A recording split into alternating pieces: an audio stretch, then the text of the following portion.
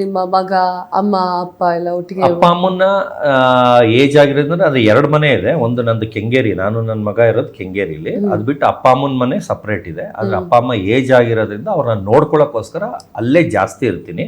ಅಂದ್ರೆ ಅವ್ರಿಗೆ ಬಂದು ಬೇರೆಯವರು ಚಿಕ್ಕವನು ದೊಡ್ಡ ಅಕ್ಕ ಅವ್ರು ನೋಡ್ಕೊಂತಾರೆ ಅಂತ ಅವ್ರ ಎಕ್ಸ್ಪೆಕ್ಟೇಷನ್ ಇತ್ತು. ಆದ್ರೆ ಕೊನೆಗಾಲದಲ್ಲಿ ನಾನು ಒಬ್ಬನೇ ನೋಡ್ಕೊತಾ ಇರೋದು. ಅವ್ರು ಏಜ್ ಆದವರು ಅವಾಗವಾಗಲೇ ತಲೆ ಸುತ್ತ ಬಂದು ಬಿದ್ದೋಗ್ತಾರೆ, ಅವ್ರಿಗೆ ಸ್ವಲ್ಪ BP ಡೌನ್ ಆದಾಗ ಅಂತ. ನಾನು ಆದಷ್ಟು ಜಾಸ್ತಿ ಅಪ್ಪ ಅಮ್ಮನ ನೋಡ್ಕೊಳ್ಳೋಕ್ಕೋಸ್ಕರ ಅಪ್ಪ ಅಮ್ಮನ ಮನೇಲಿ ಇರ್ತೀನಿ. ಅದು ಸಪ್ರೇಟ್ ಮನೆ, ಕೆಂಗೇರಿ ಸಪ್ರೇಟ್ ಮನೆ, ಕೆಂಗೇರಿ ಮೇನ್ ಮನೆ. ಓಕೆ, ಈಗ ನೀವು ಒಬ್ಬರೇ ಮಗನ ಏನು? ಇಲ್ಲ, ನನಗೆ ತಮ್ಮ ಇದ್ದಾರೆ, ಅಕ್ಕ ಇದ್ದಾರೆ, ನಾನು ಮಧ್ಯ. ಓಕೆ, ಸೊ ಇವಾಗ ನಿಮ್ಮ ಪರ್ಸನಲ್ ವಿಚಾರಗಳನ್ನೆಲ್ಲ ನಾವು ಕೇಳಿದ್ವಿ, ಆಲ್ಮೋಸ್ಟ್ ಆಲ್ ಕವರ್ ಮಾಡಿದೆ ಅಂತ ಅನ್ಕೊಳ್ತೇನೆ. ಈಗ ಬಿಗ್ ಬಾಸ್ ವಿಚಾರದ ಬಗ್ಗೆ ಮಾತನಾಡೋಣ. ಓಕೆ, ಬಿಗ್ ಬಾಸ್ ಮನೆಯಲ್ಲಿ ನಿಮ್ಮ ಮತ್ತೆ ಗಿಲ್ಲಿ ನಡುವೆ ಬಾಂಧವ್ಯ ಹೇಗಿತ್ತು ಅಂತ?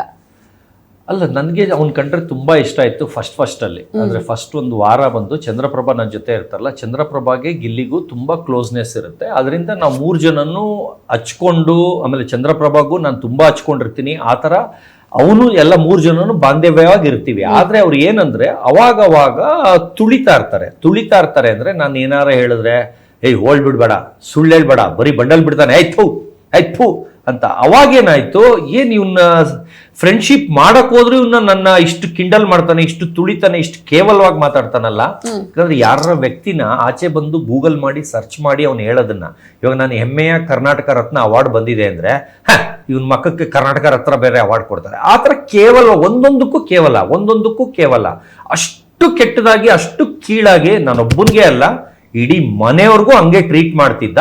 ಆದ್ರೆ ಬಿಗ್ ಬಾಸ್ ಅವರು ಅದನ್ನ ಯಾವುದು ತೋರಿಸ್ತಿಲ್ಲ, ಬರೀ ಅವ್ನ ಕಾಮಿಡಿ ಮಾತ್ರ ತೋರಿಸ್ತಾ ಇದ್ರು. ಅದರಿಂದ ಅವನು ಜನ ಸಂಪಾದನೆ ಮಾಡ್ದ. ಓಕೆ, ಏನು ಪರ್ಟಿಕ್ಯುಲರ್ ಕೋಪ ಬರ್ಲಿಕ್ಕೆ ಕಾರಣ ಏನು ಗಿಲ್ಲಿ ಮೇಲೆ? ಯಾರಿಗೆ? ನನ್ಗೆ ಅವಮಾನ ಮಾಡ್ತಿದ್ದ, ಕೇವಲವಾಗಿ ಮಾತಾಡ್ತಿದ್ದ. ಅಂದ್ರೆ ಈಗ ನಿಮ್ಗೂ ನಾನು ಕೆಡ್ದಾಗ ಮಾತ್ರ ನೀವು ನನ್ನ ಮೇಲೆ ದುಶ್ಮನ್ ಆಗ್ತೀರಾ? ಅದು ಒಂದೇ ಕಾರಣ. ಎಲ್ಲಾರ್ಗೂ ಹಂಗೆ ಚೀಪಾಗಿ ಮಾಡ್ತಿದ್ದ. ಈಗ ನಾವೇನಾರು ಹೇಳೋದನ್ನ ನಂಬ್ತಾರೋ ಬಿಡ್ತಾರೋ. ಈಗ ಆಚೆ ಬಂದ್ಮೇಲೆ RJ ಅಮಿತ್ ಆಗ್ಲಿ, ಕರಿಬಸಪ್ಪ ಇಬ್ರು ಅಟ್ ಎ ಟೈಮ್ ಆಚೆ ಬಂದ್ರು. ಅವರಲ್ಲಿ ಕರಿಬಸಪ್ಪ ಆಡ್ಕೊಂಡಿರ್ಲಿಲ್ಲ, RJ ಅಮಿತ್ ಒಳಗೇನೆ ಓಲ್ಡ್ ರಾಜ ಬಂಡಲ್ ರಾಜ ಅಂತ ಹಾಡ್ಕೊಂಡಿದ್ರು. ಆದ್ರೆ ಆಚೆ ಬಂದ್ಮೇಲೂ RJ ಅಮಿತ್ ಒಂದು ವಾರ 10-15 ದಿವಸ ಆದ್ರೂ ನನ್ನ ಬಗ್ಗೆ ಬ್ಯಾಡ್ ಆಗಿ ಮಾತಾಡ್ತಾ ಇದ್ರು. ಅದೇ ಕರಿಬಸಪ್ಪ ಅವರು ನಾನು ಆಚೆ ಬಂದು 2 ದಿವಸಕ್ಕೆ ಕಾಲ್ ಮಾಡ್ಬಿಟ್ಟು ಏನ್ ಸರ್ ನೀವು ಒಳಗೆ ಹೇಳಿದ್ದೆಲ್ಲ ನಿಜ ಸರ್, ನಾನು ಬಂದು ಗೂಗಲ್ ಮಾಡಿದೆ ಸರ್ ಅಂದ್ರು.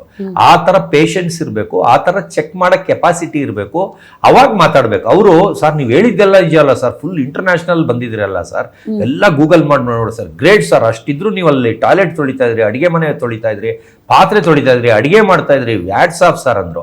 ಅದೇ RJ ಅಮಿತ್ ಹಂಗ ಅಂದಿಲ್ಲ. ಏನಕ್ಕಂದ್ರೆ ಅವ್ರಿಗೆ ತಿಳ್ಕೊಳಕ್ಕೂ ಕೆಪಾಸಿಟಿ ಇಲ್ಲ, ಟೈಮು ಇಲ್ಲ ಅವ್ರಿಗೆ. ಆಮೇಲೆ ಏನ್ ಮಾಡಿದೆ, ಅಷ್ಟು 125 ದೇಶದನ್ನು ಲಿಂಕ್ ನ ಕರಿಬಸಪ್ಪ ಅವ್ರಿಗೆ ಕಳಿಸ್ದೆ.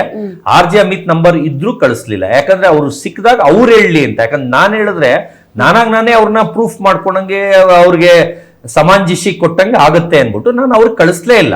ಗ್ರೂಪ್ ಮಾಡ್ಕೊಂಡು ಬರೀ ಕರಿಬಸಪ್ಪ ಅವ್ರಿಗೆ ಕಳಿಸ್ದೆ. ಅವ್ರಿಗೆ ಮಾತಾಡ್ಕೊಂಡು ಹೇಳಿದ್ಮೇಲೆ ಅವರು ಫೋನ್ ಮಾಡಿದ್ರು, ಅಯ್ಯೋ ಸಾರಿ ಸರ್, ನಿಮ್ ಬಗ್ಗೆ ಗೊತ್ತಾಗ್ಲಿಲ್ಲ, ಮಾತಾಡ್ಬಿಟ್ಟೆ, ತಪ್ಪಾಯ್ತು ಅಂತ. ಅವರು ಒಪ್ಕೊಂಡ್ರು, RJ ಅಮಿತ್ ಒಪ್ಕೊಂಡ್ರು. ಇವಾಗ ಬೇಕಾದ್ರೆ ಅವ್ರನ್ನು ಕರ್ಬಿಟ್ಟು ಇಂಟರ್ವ್ಯೂ ಮಾಡಿ ಅವರು ಒಪ್ಕೊಂಡ್ರು, ಇಲ್ಲ ಸರ್ ಹೌದು ನೀವು ಹೇಳಿದ್ದೆಲ್ಲ ನಿಜ, ಕರೆಕ್ಟ್ ಅಂತ. ಆ ಥರ ತಿಳ್ಕೊಳಕ್ ಕೆಪಾಸಿಟಿ ಇರಬೇಕು. ಈಗ ಕೆಪಾಸಿಟಿ, ಈಗ ನಾನು ಏನಾರು ಹೇಳ್ತಿದ್ದೀನಿ ಅಂದ್ರೆ ಸುಳ್ಳು ಅಂದಾಗ ಅದನ್ನ ಗೂಗಲ್ ಮಾಡಿ ಚೆಕ್ ಮಾಡಿ. ಈಗ ಅಲ್ಲಿ ಹೋಗಿ ಚೆಕ್ ಮಾಡಿದ್ರೆ ಗೊತ್ತಾಗ್ಬಿಡುತ್ತಲ್ಲ. ಈಗ ನಾನು ಏನಾರೇ ಓಲ್ಡ್ ಬಿಡ್ತಾ ಇದ್ರೆ, ಇವಾಗ ನೋಡಿ ಮೊನ್ನೆ ರಜತ್ ಅವರು ಇಂಟರ್ವ್ಯೂ ಮಾಡಿದ್ರು. ರಜತ್ ಅವರು ಅವ್ರದ್ದು ಯೂಟ್ಯೂಬ್ ಚಾನಲ್, ಅಂದ್ರೆ first time YouTube channel open ಮಾಡ್ತಾ ಇದ್ರಂತೆ. ಅದಕ್ಕೆ ಅವರು ಎಷ್ಟೋ ಜನದ ಹತ್ರ ಕೇಳಿದ್ದಾರೆ, ಅಂದ್ರೆ ಯಾರ್ದು ಫಸ್ಟ್ ಬೋಣಿ ಯಾರ್ದು ಮಾಡೋಣ ಅಂತ. ಎಲ್ಲ ಅವ್ರ ಟೀಮ್ ಅವರೆಲ್ಲ ಸತೀಶ್ ಕ್ಯಾಡಬಾಂಬ್ಸ್ ಮಾಡಿ ಅವರೇ ಈಗ ವೈರಲ್ ಸ್ಟಾರ್, ಫುಲ್ ಅವ್ರದೇ ಈಗ ಸುದ್ದಿ ಓಡ್ತಾ ಇರೋದು. ಮಾಡಿದ್ರೆ ಫುಲ್ ಕ್ಲಿಕ್ ಆಗ್ಬಿಡುತ್ತೆ ನಿಮ್ ಯೂಟ್ಯೂಬ್ ಚಾನಲ್ ಅಂತ ಹೇಳಿದ್ರಂತೆ. ಅದಕ್ಕೆ ಅದೇ ತರಾನೇ ಫೋನ್ ಮಾಡಿ ರಜತ್ ಅವರೇ ನನಗೆ, ಸರ್ ಬೋಣಿನೇ ನಿಮ್ದು ಮಾಡ್ಬೇಕಂತ ಇದೀವಿ, ಎಲ್ಲಾರು ಓಟು ನಿಮ್ಗೆ ಬಿದ್ದಿದೆ, ಯಾಕಂದ್ರೆ ಬೇರೆಯವ್ರಿಗೆ ಯಾರ್ದು ಮಿಲಿಯನ್ ಗಟ್ಲೆ ಓಡ್ತಾ ಇಲ್ಲ, ನಿಮ್ದಾದ್ರೆ ಓಡುತ್ತೆ, ದಯವಿಟ್ಟು ಬನ್ನಿ ಅಂತ ಕರೀತಾರೆ.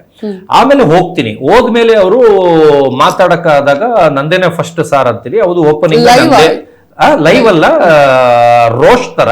ಅಂದ್ರೆ ಅವ್ರು ನನ್ನನ್ನು ರೋಸ್ಟ್ ಮಾಡಕ್ ಕರೆದಿರ್ತಾರೆ, ಅಲ್ಲಿ ಹೋದ್ರೆ ನಾನೇ ಅವ್ರನ್ನ ರೋಸ್ಟ್ ಮಾಡಿರ್ತೀನಿ. ಆದ್ರೆ ಅವರೆಲ್ಲ ಕಟ್ ಮಾಡಿ ಅವ್ರು ರೋಸ್ಟ್ ಮಾಡ್ದಂಗ ಮಾಡ್ಕೊಂಡಿದ್ದಾರೆ.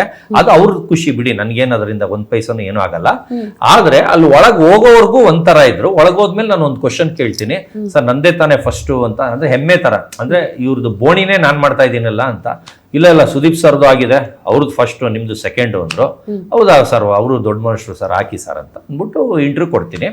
ಅವ್ರು ಕರೆದಿದ್ದು ಬರೀ 1/2 hour 1 hourಗೆ, ಅಲ್ಲಿ 4 hour ಇಂಟರ್ವ್ಯೂ ಮಾಡ್ತೀವಿ, 3 hour ಫುಟೇಜ್ ಸಿಗುತ್ತೆ ಅವ್ರಿಗೆ. ಅದರಲ್ಲಿ ಎಲ್ಲ ಕಟ್ ಮಾಡಿ 1 hour 20 minutesಗೆ ಅದನ್ನ ಇದು ಮಾಡ್ಕೊಂಡು ಅವ್ರ ಅನುಕೂಲ ತಕ್ಕನಂಗೆ ಮಾಡ್ಕೊಂಡಿದ್ದಾರೆ. ಅಲ್ಲಿ ಅವ್ರು ರೋಸ್ಟ್ ಮಾಡಕ್ ಕರೆದಿದ್ದು ಅವ್ರು ನನ್ನನ್ನು ರೋಸ್ಟ್ ಮಾಡಕ್ಕೆ, ನಾನು ಅವ್ರನ್ನೇ ರೋಸ್ಟ್ ಮಾಡ್ಬಿಟ್ಟೆ ಅಲ್ಲಿ. ಅಂದ್ರೆ ಅವ್ರು ಒಂದೊಂದಕ್ಕೂ ಪ್ರೂಫ್ ಕೊಟ್ಕೊಂಡು, ಅಂದ್ರೆ ಒಂದೊಂದಕ್ಕೂ ಅವರು ಒಂದು ಕ್ವಶನ್ ಕೇಳ್ತಾರೆ. ಸರ್ ನೀವು ಇಂಟರ್ನ್ಯಾಷನಲ್ ಬಂದಿದ್ದೀನಿ ಅಂತಾರಲ್ಲ, ನಾನೊಂದು ದೇಶ ಹೇಳ್ತೀನಿ ಅಲ್ಲಿ ತೋರಿಸಿ ಸರ್ ಅಂತಾರೆ. ನಾನು ನೀವು ವರ್ಲ್ಡಲ್ಲಿ ಯಾವ ದೇಶ ಇದೆ ಹೇಳಿ ಸರ್, ಅಲ್ಲಿ ನಂದು ಇಂಟರ್ವ್ಯೂ ನಾನು ತೋರಿಸ್ತೀನಿ ಅಂತ ಹೇಳ್ತೀನಿ. ಅವಾಗ ಬಂದು ಪಾಕಿಸ್ತಾನ್ ಅಂತಾರೆ. ಟಕ್ ಅಂತ ನನ್ನ ಮೊಬೈಲಲ್ಲಿ ಪಾಕಿಸ್ತಾನ್ ಅಂತ ಹೊಡಿತೀನಿ, ಅಷ್ಟೇ ಹೊಡಿತೀನಿ. ಟಕ್ ಟಕ್ ಟಕ್ ಅಂತ 4 ಚಾನಲ್ ತೋರಿಸ್ತೀನಿ. ಪಾಕಿಸ್ತಾನದ 4 ಚಾನಲ್ ನಾನು ಬಂದಿರೋದು ತೋರಿಸ್ತೀನಿ. ಅದು ಒನ್ ಟಾಪಿಕ್. ಅಂದ್ರೆ ಇನ್ನೂ ಹುಡ್ಕೊಂಡು ಕೂತ್ರೆ ಹಳೆ ನಾಯ್ದೆಲ್ಲ ಹೆಸರಾಕೊಂಡು ಕೂತ್ರೆ ಇನ್ನೂ ಜಾಸ್ತಿ ಬರುತ್ತೆ. ಬರೀ ಒಂದು ನಾಯಿದೆ 4 ಚಾನಲ್ ಬಂದಿದೆ. ಅದು ಪಾಕಿಸ್ತಾನದಲ್ಲಿ ನಮಗೂ ಅವ್ರಿಗೂ ಆಗಲ್ಲ ಅಂತ ಹಾಕಲ್ಲ ಅವ್ರು ಇಂಡಿಯಾದು. ಅವರೇ ನನ್ನ ಹೊಗಳ್ತಾ ಇದ್ದಾರೆ ಅಂದ್ರೆ ಅರ್ಥ ಮಾಡ್ಕೊಳ್ಳಿ ಎಷ್ಟು ಫೇಮಸ್ ಅಂತ. ಆಮೇಲೆ ಅದ್ ಬಿಟ್ಬಿಟ್ಟು ನೀವು ಲಂಡನ್ ಅನ್ನಿ, UK ಅನ್ನಿ, USA ಅನ್ನಿ, ರಷ್ಯಾ ಅನ್ನಿ, ಚೈನಾ ಅನ್ನಿ, ಥೈಲ್ಯಾಂಡ್ ಅನ್ನಿ, ಸಿಂಗಾಪುರ್ ಅನ್ನಿ, ನೀವ್ ಯಾವ ದೇಶ ಹೇಳ್ತೀರೋ ಅದ್ರಲ್ಲಿ ನಾನು ತೋರಿಸ್ತೀನಿ ಅಂತ ಹೇಳ್ತೀನಿ. ಸೊ ಇವಾಗ ಬಾಂಧವ್ಯ ಹೇಗಿದೆ ಹಾಗಾದ್ರೆ ನಿಮ್ದು? ಬಾಂಧವ್ಯ ಚೆನ್ನಾಗಿದೆ. ಆದ್ರೆ ಮೊನ್ನೆ ಮಂಡ್ಯಗೆ ಬರ್ಡೇ ಇದೆ ಬನ್ನಿ ಅಂತ ಕರೆದ್ರು, ಇವತ್ತು ನಾಳೆ. ಅಂದ್ರೆ ಅವ್ರ ಮೈಂಡ್ ಸೆಟ್ ಏನಿತ್ತು ನನಗ್ ಗೊತ್ತಿಲ್ಲ. ಅಂದ್ರೆ ನಂದು ತಲೆ ನನಗಿದೆ. ಅದಕ್ಕೆ ನಾನು ಇಲ್ಲ ಸರ್, FIR ಮಾಡಿದೀನಿ, ಎಲ್ಲಾರ ಮೇಲೂ ಕೇಸ್ ಹಾಕಿದೀನಿ, ಒಂದು 18 ಜನದ ಮೇಲೆ. ಅದೆಲ್ಲ ಮುಗಿದ ಮೇಲೆ ಬರ್ತೀನಿ ಸರ್, ಅಲ್ಲಿವರೆಗೂ ನಾನು ಬರಲ್ಲ. ಏನಕ್ಕೆ ಹೋಗ್ಬೇಕು? ಈಗ ಅವ್ರ ತಲೆಯಲ್ಲಿರೋದು ಮೈಂಡ್ ಸೆಟ್ಟೇ ಬೇರೆ. ಅವ್ರು ಕರ್ಸ್ಬಿಟ್ಟು ಸುಮ್ಮನೆ ಮಾಮೂಲಿ ತರ ಏನೋ ಇದು ಮಾಡ್ತಾರೆ. ಅಲ್ಲಿ ಏನಂದ್ರೆ ಈಗ ಗಿಲ್ಲಿ ಫ್ಯಾನ್ಸ್ ಅವರು ಇವರೆಲ್ಲ ಈಗ ಎಲ್ಲ ಉಲ್ಟಾ ತಿರುಗಿದ್ದಾರೆ. ನಾನ್ ಮಂಡ್ಯ ನಾಗಮಂಗಲ ಗೌಡ್ರು, ಆಮೇಲೆ ನಾನು ರೈತರು ಮಗನೇ. ಅಂದ್ರೆ ನಮ್ಮ ತಾತನ ಕಾಲಕ್ಕೆ ಆತರ ಕಟ್ಟಸಿ ಇದು ತಗೋಬೇಕು ಅನ್ನಂಗಿದ್ರೆ ನಾನು ಅವೆಲ್ಲ ಹೇಳ್ಕೋಬೋದಾಗಿತ್ತು. ನಾನು ಮಂಡ್ಯನೇ, ನಾನು ರೈತರು ಮಗನೇ, ನಾನು ಏನ್ ರೈತರು ಎಲ್ಲಾರು ರೈತರು ಮಕ್ಕಳೇ. ಆದ್ರೆ ಬಂದು ಬೆಂಗಳೂರು ಸೆಟ್ಲ್ ಆದ್ಮೇಲೆ ಎಲ್ಲ ಆಕ್ಟರ್ಗಳು, ಸೆಲೆಬ್ರಿಟಿಗಳೇ. ಅದನ್ನ ಏನಂತಾರ, ಅದು ಪ್ರೀತಿ ಕಾರ್ಡ್, ಅದೇನು ನಿಮ್ಮ ಇದ್ರಲ್ಲಿ ಹೇಳ್ತಿರಲ್ಲ, ಆ ತರ ನಂಗೆ ಇಂಗ್ಲಿಷ್ ಬರಲ್ಲ. ಸಿಂಪತಿ ಕಾರ್ಡು ಅವೆಲ್ಲ ಬರಲ್ಲ. ನಮ್ಮ ತಾತ ಅವ್ರ ಅಣ್ಣ ತಮ್ಮಂದ್ರು ಇನ್ನೂ ನಾಗಮಂಗಲದಲ್ಲಿ ಬಳಪ, ಮಂಡಿ, ಕೊಪ್ಪಲು ಅದು ನಮ್ದು ಊರು. ಇನ್ನು ನಮ್ಮ ತಾತನ ಅಣ್ಣ ತಮ್ಮಂದ್ರೆಲ್ಲ ಅಲ್ಲೇ ಇದ್ದಾರೆ. ಅಂದ್ರೆ ನಮ್ಮ ತಾತ ಬಂದು ನಮ್ಮ ತಂದೆ ಹುಟ್ಟದ ಮೇಲೆ ಬೆಂಗಳೂರಿಗೆ ಬಂದು ಚಾಮರಾಜಪೇಟೆಯಲ್ಲಿ ಸೆಟ್ಲ್ ಆಗಿದ್ದು. ಆಗಿನ ಕಾಲದಲ್ಲೇ 30 ಮನೆ ಕಟ್ಟಿದ್ರು 1947 ಅಲ್ಲಿ. ಓಕೆ, ಈಗ ಒಂದ್ ಕ್ವಶನ್ ಎಲ್ಲರಿಗೂ ಇದ್ದಿದೆ. ನೀವು ಕೂಡ ಮಂಡ್ಯದವರು, ಹೌದು. ಗಿಲ್ಲಿ ಕೂಡ ಮಂಡ್ಯದವರು, ಹೌದು. ಓಕೆ. ಪ್ರೀತಿ ಮಂಡ್ಯದವರು, ಗಿಲ್ಲಿಗೆಲ್ಲೋ ಒಂದ್ ಕಡೆ ಅವನು ಮಂಡ್ಯ ಅಂತ ಎಲ್ಲಾರ್ಗು ಹೇಳ್ಕೊಂಡಿದ್ದ. ನಾನು ಮಂಡ್ಯ ಅಂತ ಎಲ್ಲೂ ಹೇಳ್ಕೊಂಡಿಲ್ಲ. ಯಾಕಂದ್ರೆ ನನಗೆ ಅದನ್ನೇ ಇಟ್ಕೊಂಡು ಇದು ಮಾಡ್ಬೇಕು, ಜನ ಸಂಪಾದನೆ ಮಾಡ್ಬೇಕು ಅನ್ನೋದಿಲ್ಲ. ನಾನು ಮಂಡ್ಯ ಗೌಡ್ರೆ, ಗಂಗಡಕಾರ ಗೌಡ್ರೆ, ನೋಡಕ್ ಬೆಳ್ಳಗಿರೋದಕ್ಕೆ ಎಲ್ಲ ಬ್ರಾಹ್ಮಣರ ಇದ ಅಂತೆಲ್ಲ ಕೇಳ್ತಾರೆ, ನಾರ್ತ್ ಇಂಡಿಯನ್ ಅಂತೆಲ್ಲ ಕೇಳ್ತಾರೆ. ನಾನ್ ಗೌಡ್ರು, ಗಂಗಡಕಾರರು, ಒಕ್ಕಲಿಗರ ಗೌಡ್ರು. ಓಕೆ, ಈಗ ಬಿಗ್ ಬಾಸ್ ಮನೇಲಿ ಗಿಲ್ಲಿ ಮತ್ತು ಅಶ್ವಿನಿ ಗೌಡ ಜಗಳ ಮಾಡ್ಕೊಳ್ತಿರ್ತಾರೆ, ಅದೆಲ್ಲ ರಿಯಲ್ ಹಿಂಗೆ? ಅಲ್ಲ, ರಿಯಲ್ ಮೇಡಮ್. ಅವ್ರದ್ರು ಈಗ ಒಂದ್ ನಿಮಿಷ, ಗಿಲ್ಲಿದು ಫಸ್ಟ್ ಎಲ್ಲಾರ ಜೊತೆನೂ ಜಗಳ ಆಡ್ತಾ ಇದ್ದ, ಅವಮಾನ ಮಾಡ್ತಿದ್ದ, ಕಂಡಮ್ ಮಾಡ್ತಿದ್ದ, ತುಳಿತಿದ್ದ, ಚೀಪಾಗಿ ಮಾತಾಡ್ತಿದ್ದ, ಕೆಡ್ದಾಗ ಬಿಹೇವ್ ಮಾಡ್ತಿದ್ದ. ಅದನ್ನೆಲ್ಲ ಯಾಕೆ ಫಸ್ಟ್ ತೋರಿಸ್ಲಿಲ್ಲ? ಅದೇ ಲಾಸ್ಟ್ ಅಲ್ಲಿ ನೋಡಿ, ರಜತ್ಗೆನೆ ಬಿಟ್ಟಿ ಕೂಳ್ ತಿನ್ನಕ್ ಬಂದಿದ್ಯಾ ಅಂದ್ರು. ಆ ತರ ಅಂದ್ರೆ ಒಂದ್ಸಲಿಗೆ ಆಚೆಗೆ ಏನಾಗ್ಬಿಡುತ್ತೆ, ನಮ್ಗೆ ಮೂಡ್ ಆಫ್ ಆಗ್ಬಿಡುತ್ತೆ. ಅಂದ್ರೆ ಆಚೆ ಜನಕ್ಕೆ ಇವಾಗ ತೋರಿಸ್ಬಿಟ್ರೆ ನಾವು ಅವನ್ ಮುಂದೆ ಎಷ್ಟು ಕೀಳಾಗ್ತೀವಿ.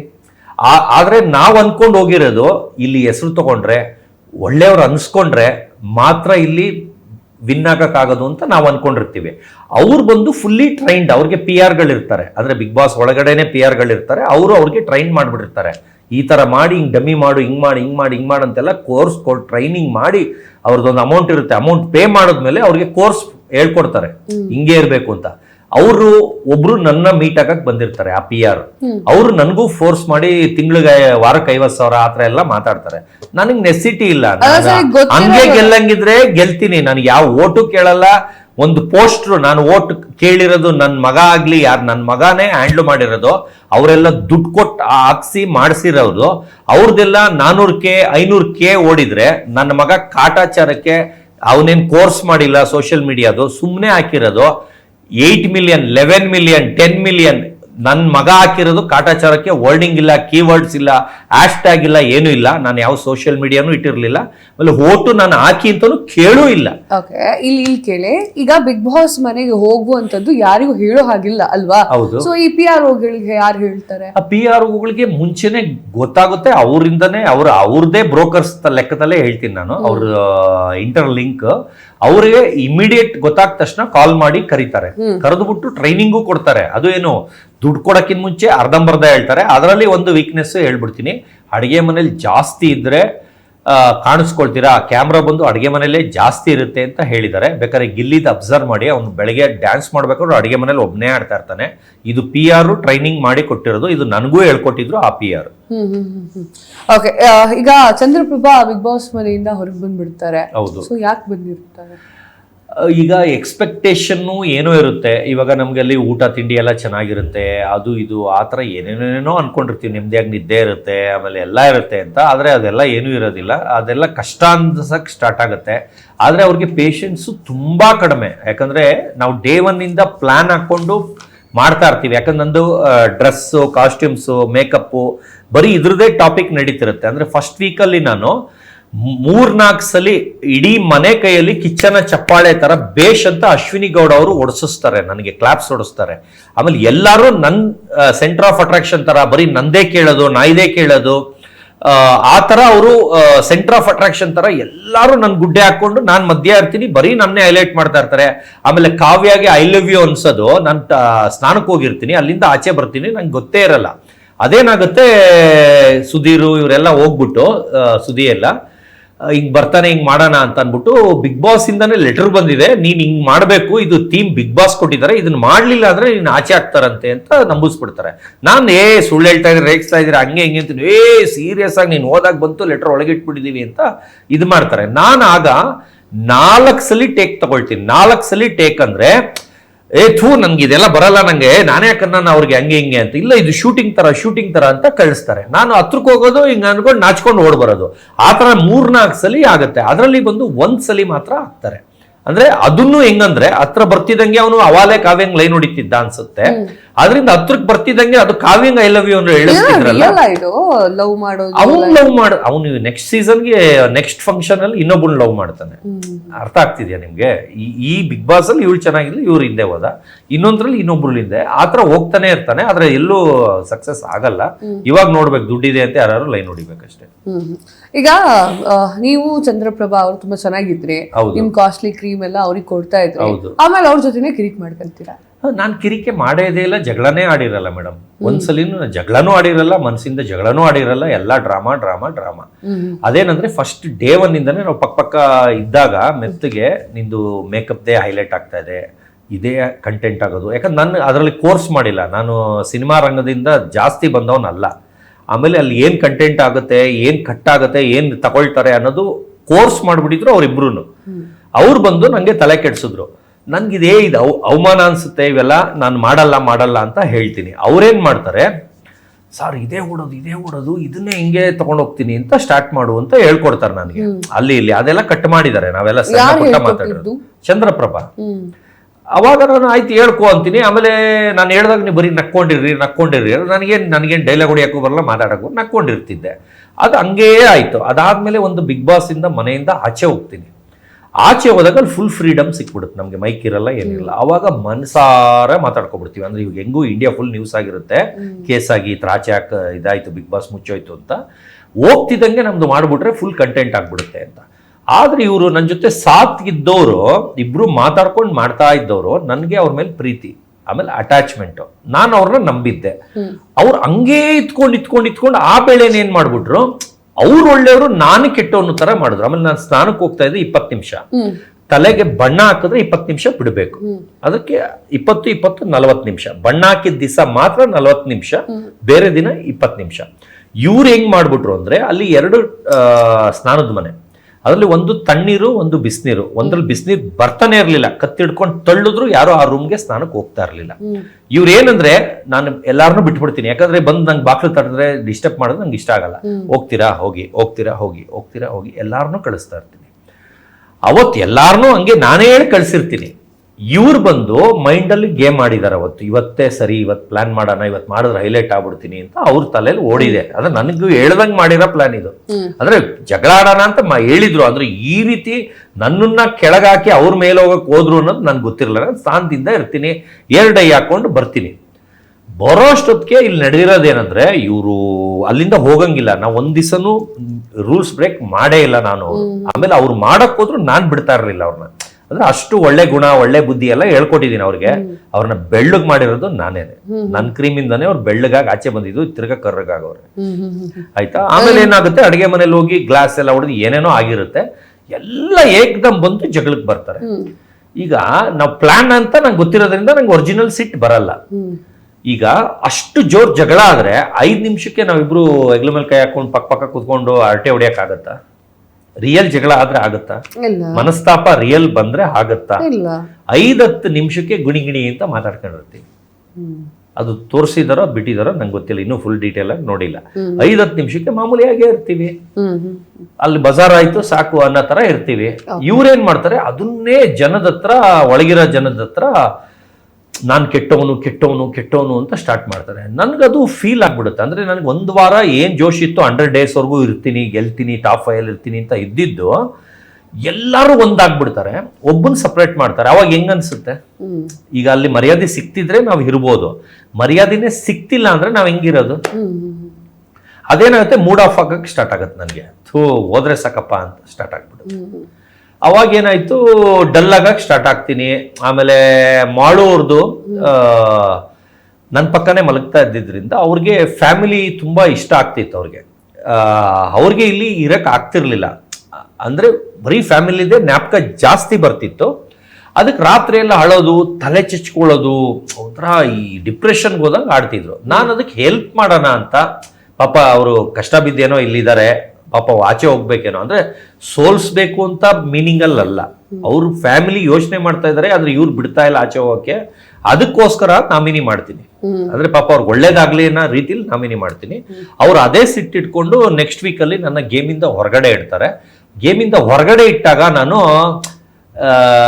ಅವಮಾನ ಆಗುತ್ತೆ ಅನ್ಬಿಟ್ಟು, ಬಿಡು 1 ವಾರ ಆರಾಮಾಗಿರ್ಬೋದು, ಆಡ್ದೆ ಅಂತ ಮಾತಾಡ್ಬಿಡ್ತೀನಿ. ಅದಕ್ಕೆ ಕರೆದು ಬೈತಾರೆ. ಏನು ನೋಡೋದವ್ರಿಗೆ ಏನು ಅನ್ಸುತ್ತೆ, ನೀವು ಆಡಕ್ಕೆ ಇಂಟ್ರೆಸ್ಟೇ ಇಲ್ದಂಗೆ ಅನ್ಸುತ್ತೆ ಅನ್ನೋ ಥರ ಬೈತಾರೆ. ಬಿಗ್ ಬಾಸ್ ಒಳಗೆ ಕರೆದು ವಾರ್ನಿಂಗ್ ಕೊಡ್ತಾರೆ. ಅಂದರೆ ಯಾಕೆ ಹಿಂಗೆ, ಏನಾಯ್ತು ನಿಮಗೆ ಅನ್ನೋ ಥರ. ನಾನು ಏನಿಲ್ಲ ಸರ್, ಹಿಂಗೆ ಅದರಿಂದ ಹಿಂಗೆ ಅವನಿಗೆ ಇರಿಟೇಷನ್ ಆಗ್ತಿದೆ ಅನ್ನೋದು ರೀತಿಲಿ ಅವ್ನ ಪಾಪ ಆಚೆ ಹೋದ್ರೆ ನೆಮ್ಮದಿಯಾಗಿರ್ತಾನೆ ಅಂತ ಹೆಲ್ಪ್ ಮಾಡೋಕ್ಕೆ ಹೇಳಿದೆ. ಅವ್ರು ನೋಡಿದ್ರೆ ಅದನ್ನೇ ಜಿದ್ದಿಟ್ಕೊಂಡು 1 ವಾರ ಆಚೆ ಇಟ್ಟರು. ಆದರೆ ಅವ್ರ ಮುಂದೆ ನಾನು ಕುಗ್ತೀನಿ ಅಂದ್ಬಿಟ್ಟು ನಾನು ಇಲ್ಲ 1 ವಾರ ಇಟ್ಟಿದ್ದು ಒಳ್ಳೇದಾಯ್ತು ಅಂತ ಆ ಮೀನಿಂಗಲ್ಲಿ ಹೇಳಿದೆ ಸರ್, ನನ್ಗೆ ಆಡಕ್ಕೆ ಇಂಟ್ರೆಸ್ಟ್ ಇದೆ ಅಂತೆ. ಆದರೆ ಒಳಗಡೆ ಏನಾಗೋಯ್ತು, ದಿನಾ ಚೀಪಾಗಿ ಮಾತಾಡ್ತಿದ್ರೆ, ಈಗ ಆಕ್ಟರ್ಗಳೆಲ್ಲ ತಲೆ ಮೇಲೆ ಕೊಂಬಿದ್ದಂಗೆ ಸಪ್ರೇಟು, ನಮ್ಮ ಮಿಕ್ಕದವರೆಲ್ಲ ಈಗ ರಕ್ಷಿತಾ, ನಾನು, ಇವರು ಅವರೆಲ್ಲ ಸಪ್ರೇಟು. ಅಂದ್ರೆ ಅವರೇ ಒಂದು ಏನೋ ಇದಂಗೆ ಆಡೋರು, ನಮ್ಮನ್ನ ಒಂಥರ ಚೀಪಾಗಿ ನೋಡೋರು. ಅಂದ್ರೆ ಈಗ ಅಶ್ವಿನಿ ಗೌಡ, ಯಾರ್ಯಾರು ಈ ಕಡೆ ಇದೀವಿ ಅವ್ರನ್ನೆಲ್ಲ ಒಂಥರ ಕೇವಲವಾಗಿ ಮಾಡ್ತಾ ಇದ್ರು. ಅದೇನಾಯ್ತು, ಬರ್ತಾ ಬರ್ತಾ ಬರ್ತಾ ಬರ್ತಾ ಅತಿ ಆಗೋಯ್ತು. ಅತಿ ಅಂದ್ರೆ ಇರಿಟೇಷನ್ ತರ, ಎಲ್ಲಾರ್ಗೂ ಕೆಟ್ಟದಾಗ ಮಾತಾಡೋದು, ಚೀಪಾಗಿ ಮಾತಾಡೋದು, ಅವಮಾನ ಮಾಡೋದು. ಒಬ್ರಿಗೂ ಬಿಟ್ಟಿಲ್ಲ ಅವನು. ಕಾವ್ಯಾಗ ಒಬ್ರಿಗೆ ಬಿಟ್ಟು, ಸ್ಪಂದನಾಗ್ ಬಿಟ್ಟು, ಇನ್ನೊಂದು ಧನು ಯಾರಿಗಾರು ಅಷ್ಟೇ, ಮಿಕ್ಕದವ್ರಿಗಂತೂ ಹಾಕಿ ರುಬ್ಬಲ್ಲ, ಅಷ್ಟು ಕಚ್ಚಡಾಗಿ ಟ್ರೀಟ್ ಮಾಡಿದ್ದಾನೆ. ಅದು ಎಲ್ಲರಿಗೂ ಹರ್ಟ್ ಆಗಿದೆ. ಇವಾಗ ಅಶ್ವಿನಿ ಗೌಡ ಅವರು ನೋಡಿ, ಒಳಗಿದ್ದಾಗ ಏನು ಹೇಳಿರ್ಲಿಲ್ಲ, ಈಗ ಆಚೆ ಬಂದ್ಮೇಲೆ ಹೇಳ್ತಾ ಇದ್ದಾರೆ. ಅವ್ರಿಗೂ ಧೈರ್ಯ ಇದೆ, ನನಗೂ ಧೈರ್ಯ ಇದೆ. ನಾವೇನು ವಾಪಸ್ ಬ್ಯಾಕ್ ಹೋಗೋರಲ್ಲ ನಾವು ಗೌಡ್ರು.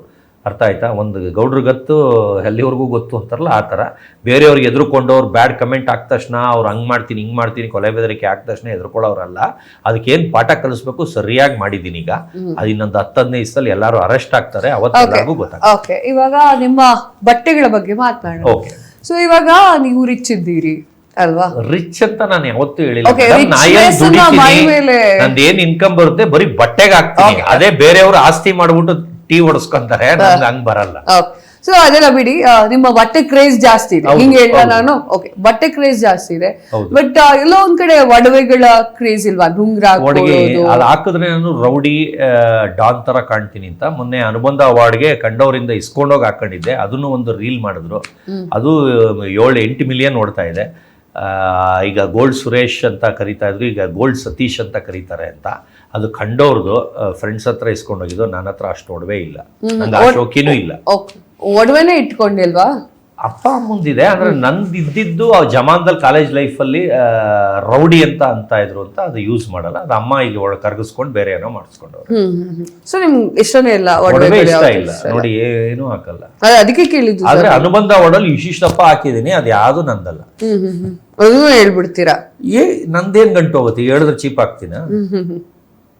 ಓಕೆ, ಸೊ ಇವಾಗ ಚಿಕ್ಕ ವಯಸ್ಸಲ್ಲಿ ಇರ್ಬೇಕಾದ್ರೆ ಹೀರೋಗಳು ಇವ್ರು ನಂಗೆ ತುಂಬಾ ಫೇವ್ರೇಟ್ ಅಂತ ಅನ್ಕೊಂಡಿರ್ತೀವಿ, ಅದೊಂದು ಹೇಳ್ತಾರೆ. ನಿಮ್ಗೆ ಯಾವ ಹೀರೋ ಫೇವ್ರೇಟ್? ನನಗೆ ರಾಜ್ಕುಮಾರ್ ಸರ್ ಜಮಾನ್ದಿಂದ ಫೇವ್ರೇಟ್. ಅದ್ ಬಿಟ್ರೆ ಹಿಂದಿಲಿ ಋತಿಕ್ ರೋಷನ್ ಫ್ಯಾನ್.